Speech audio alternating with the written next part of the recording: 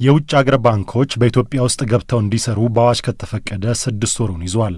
የባንክ ዘርፉ ለውጭ አገር ባንኮች ክፍት መደረጉ ለውጭ ኢንቨስትመንት ማደግ፣ የባንኮችን ተወዳዳሪነትና ውጤታማነት ለማበርታት፣ ለውጭ ምንዛሬ ልውውጥ መጨመር ያግዛሉ ተብሎ በአዋጅ ከተፈቀደ ወዲህ አንዳንድ ባንኮች ፍላጎት አሳይተዋል ከሚለው ውጪ ተቀጥላ ወይንም ቅርንጫፍ ወይንም እንደራሴ ቢሮ ከፍቶ የታየ የውጭ አገር ባንክ የለም። ይሁንና አሁንም የውጭ አገር ባንኮች በኢትዮጵያ ሲገቡ ሊያመጡ የሚችሉትን በጎ ጎንና ሊያሳድሩ የሚችሉትን ጫና በተመለከተ የተለያዩ አስተያየቶች ይሰጣሉ። በአንዳንዶቹ እንደሚሰጋውስ የውጭ አገር ባንኮች የኢትዮጵያን ገበያ ሊያጥለቀልቁትና የአገር ውስጥ ባንኮቹን ከገበያ ሊያስወጡ ይችላሉ ወይ የሚሉ ጉዳዮች አሁንም ይነሳሉ። የኢኮኖሚ ሊበራላይዜሽንና የኢትዮጵያ የባንክ ዘርፍ የወደፊት አቅጣጫ በሚል በዘመን ባንክ በተዘጋጀ የፓናል ውይይት ላይ የኢኮኖሚ ባለሙያው ዶክተር ቴዎድሮስ መኮንን የውጭ አገር ባንኮች በኢትዮጵያ እንዲገቡ መፈቀዱን በተመለከተ ሀሳብ ሰጥተዋል። አዋጁን ተከትሎ በኢትዮጵያ ገብተን እንስራ የሚሉ ባንኮች ከየትና እንዴት ያሉ ቢሆኑ ለኢትዮጵያ ይጠቅማል የሚለው አንደኛው ጉዳይ ነው። ዶክተር ቴዎድሮስ ይህንን ያስረዳሉ።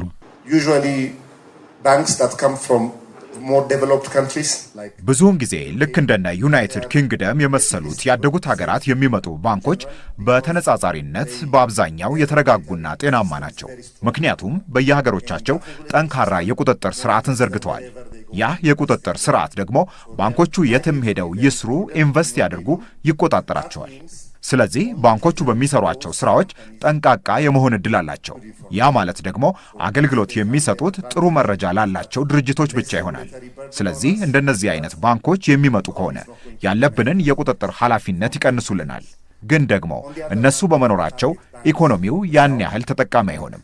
በሌላ በኩል ከዓለም በስተደቡብ ካሉ ሀገራት ለምሳሌ ከኬንያ፣ ከናይጄሪያ ከመሳሰሉት ሀገሮች ለሚመጡ ባንኮች የምንፈቅድ ከሆነ እንዲህ አይነት ባንኮች በአብዛኛው አገልግሎታቸው ዝቅተኛ ገቢ ላለው ሕዝብ ነው። በገቢ ዝቅተኛ የሆነው የህብረተሰብ ክፍልን ለማገልገል እንደ ሞባይል ባንኪንግ የመሳሰሉት ላይ ያተኩራሉ። መጥፎ ጎኑ ግን እነዚህ ባንኮች የቁጥጥር ስርዓታቸው ደካማ ሊሆን ይችላል። ይህ ደግሞ ባንኮቹ በትክክለኛው ስራቸውን ስለመስራታቸው የቁጥጥር ኃላፊነቱ በእኛ ላይ ይወድቃል። በአፍሪካ ሀገራት በናይጄሪያ፣ በኬንያ፣ በደቡብ አፍሪካ፣ በግብጽ፣ በሞሮኮና ሌሎችም ሀገራት የውጭ አገር ባንኮች ገብተው እንዲሰሩ ሀገራቱ ቀደም ብለው ፈቅደው ባንኮቹም እየሰሩ ቢሆንም የአገር ቤቶቹም ባንኮች በልጠው ተጽዕኖ አለማሳደራቸውን የባንክ ባለሙያዎች ሲናገሩ ሰምተናል። በኮሎምቢያ፣ በህንድ ያለው ታሪክም ተመሳሳይ ነው። ይህም በአብዛኛው ቀድሞውኑም የሀገሬው የባንክ ስርዓት በጥቂት ግዙፍ ባንኮች የተያዘ በመሆኑ መሆኑን ዶክተር ቴዎድሮስ አስረድተዋል። ይህ ቢሆንም አሁንም የውጭ አገር ባንኮች ኢትዮጵያ ከመምጣታቸው በፊት የሀገር ውስጥ ባንኮች የስነ ልቦና ዝግጅት ያስፈልጋቸዋል የሚሉ አሉ።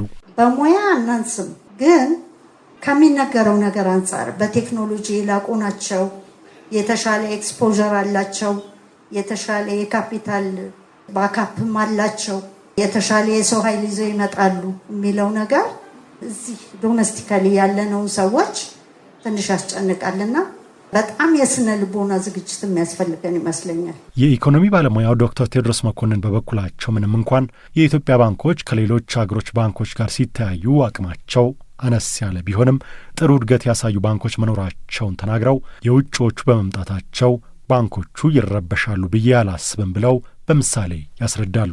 ንግድ ባንክና ልማት ባንክና ኮንስትራክሽንና ቢዝነስ ባንክ ብቻ እያሉ የግል ባንኮች ሊከፈቱ ነው ሲባል ሴም አርጊውመንት ነው። በቃ እንዴ እነኚህ ነጋዴዎች መጥተው ብራችንን ወስደው የሆነ ነገር አድርገውበት እንትን ሊያደርጉን ነው የሚል ፍራቻ ነበረ። ግን ሆነ ተፈጠረ።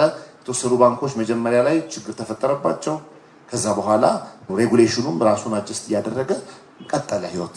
በቅርብ የቴሌኮም ሴክተሩ ከመከፈቱ በፊት በቃ ኢትዮ ቴሌኮም እኮ አለቀለት። በቃ እንዳለ ጨርሰው እንትኑን ይወስዱበታል እና እንደውም መንግስትም ያንን ፈርቶ ስለነበረ የፓርሻል ፕራይቬታይዜሽን ኦፍ ኢትዮ ቴሌኮም ኖት ለፕራይቬታይዜሽን ሳይሆን ቴክኖሎጂ ፓርትነር እንዲያገኝና ከሚመጡት እንትን ጋር እንዲወዳደር እንዲያስችለው እናምጣለት።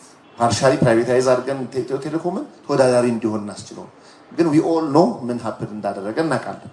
ስለዚህ ፍራቻችን በጣም ግራውንድድ አይመስልም። ያኔ ለምንድን ነው 4-5 ቴሌኮም ካምፓኒዎች ያልገቡና እንደዚህ ያለቀለቁ? የውጭ አገር ባንኮች በኢትዮጵያ እንዲሰሩ ሲፈቀድ ያስገኛሉ ተብሎ ከሚጠበቀው ጥቅም በተቃራኒው በተለይ በቅጡ ካልተያዙ በሀገራቸው አንድ ችግር ሲያጋጥም ያን ችግር ወደ ኢትዮጵያ ገበያ ሊያመጡ እንደሚችሉ እንዲሁም ያገኙትን እድል ተገቢ ባልሆነ መንገድ ተጠቅመው ጤናማ ያልሆነ የቢዝነስ ስራ ኢትዮጵያ ውስጥ ሊያመጡ እንደሚችሉ ዶክተር ቴድሮስ አስገንዝበዋል። የኢትዮጵያ ባንኮች የውጭዎቹ የሚገቡ ከሆነ ለሚጠብቃቸው ፉክክር እየተዘጋጁ ነው ወይ? አቶ ደረጀ ዘበነ የዘመን ባንክ ዋና ስራ አስፈጻሚ ናቸው። ዘመን ባንክ እንደ ባንክ ራሳችንን በቴክኖሎጂ የማደራጀት ቴክኖሎጂዎቻችንን የመፈተሽ እዛ አካባቢ ላይ ኢንቨስት የማድረግ ስራዎችን ስንሰራም ቆይተናል።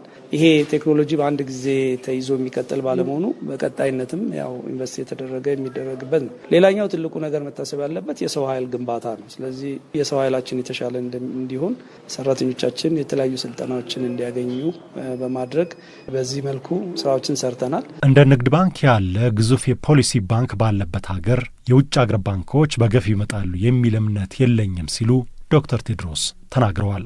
የኢትዮጵያ ንግድ ባንክ የሚባል የፖሊሲ ባንክ የቦርድ ቼርማኑ የገንዘብ ሚኒስትር የሆነ ባንክ እያለ እንዴት ነው ሌቭል ፕሌይንግ ፊልድ ይኖራል ብሎ አስቦ አንድ ባንክ መጥቶ እንትን የሚያደርገው? ትልቅ ፍራቻ ይፈጥራል። ውስጥ ብዙ ሀገሮች ሀብን ያደረገ ነው። አሁንም ባንኮች ሊመጡ ሲሉ እንድንወዳደራለን ነው ንግድ ባንክ ጋር ይላሉ። እንደሚታሰበው ግር ብሎ ይመጣል የሚለው ነገር አይመስለኝም የሚል ነው። ግን ራሳችንን አዘጋጅተን ብቁ መሆን አለብን እንዳገር፣ ምንም ጥርጥር የለው። የውጭ አገር ባንኮች በኢትዮጵያ እንዲገቡ በአዋጅ የተፈቀደ ሰሞን የሀገር ውስጡ ባንኮች አቅማቸው አድጎ ተወዳዳሪ እንዲሆኑ ሰብሰብ እንዲሉ በተደጋጋሚ ሲመከሩ ቢሰማም የተዋህዱ ወይንም አንድ ሆነን ያሉ ባንኮች እስካሁን አላየንም። ብሔራዊ ባንክም የውጭዎቹ ሲመጡ ለመቆጣጠርና ለማስተዳደር አቅም ገንብቻለሁ ማለቱ ይታወሳል።